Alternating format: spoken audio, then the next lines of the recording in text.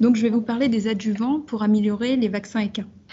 Avez-vous récemment entendu parler de Valence? Je ne vous parle pas ici d'une destination de vacances, mais plutôt comme lieu de départ d'une des crises de rhinopneumonie la plus médiatisée en Europe. L'herpès virus équin 1 est responsable de troubles respiratoires, mais également d'avortements et de troubles nerveux dans les cas les plus graves. Ce virus est fortement contagieux et entraîne des conséquences tant au niveau santé et bien-être animal qu'en termes d'impact économique. Afin de lutter contre ce virus, des mesures préventives sont mises en place. Une mesure que vous connaissez tous, c'est la vaccination. Si la vaccination contre la grippe équine est relativement efficace, et ce grâce à une bonne couverture vaccinale, les vaccins contre l'herpès virus équin 1, quant à eux, restent à améliorer. En effet, ces vaccins sont relativement efficaces contre la forme respiratoire, mais aucune preuve à ce jour n'a pu montrer leur efficacité contre la forme nerveuse. La limite de ce vaccin est liée en grande partie au type de réponse immunitaire induite par la vaccination. La possibilité d'amélioration des vaccins est de cibler les molécules adjuvantes.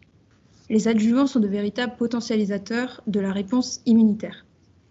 Ils sont ajoutés dans les préparations vaccinales et permettent d'augmenter l'efficacité des vaccins en induisant une réponse qui soit à la fois puissante et persistante dans le temps. Ma thèse a donc pour objectif d'évaluer l'effet de molécules adjuvantes innovantes in vitro sur cellules équines et in vivo directement chez le cheval. Pour cela, une première étape de mon travail consiste à mesurer les réponses immunitaires, telles que la concentration ou la quantité d'anticorps sécrétés, et l'analyse des différentes molécules immunitaires synthétisées en réponse à la présence de molécules adjuvantes. Je réaliserai parallèlement une étude pour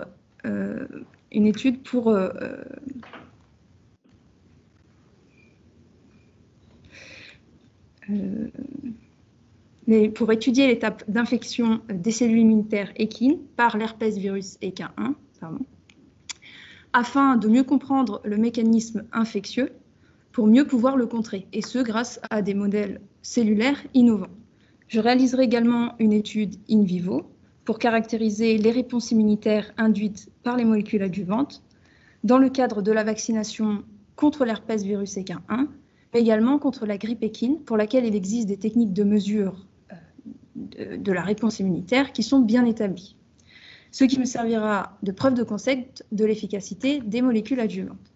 Vous l'aurez compris, les vaccins peuvent encore être améliorés. Et pour cela, la recherche de nouveaux adjuvants est une piste prometteuse qui ouvrira peut-être la voie pour fabriquer de super vaccins. Merci de votre attention.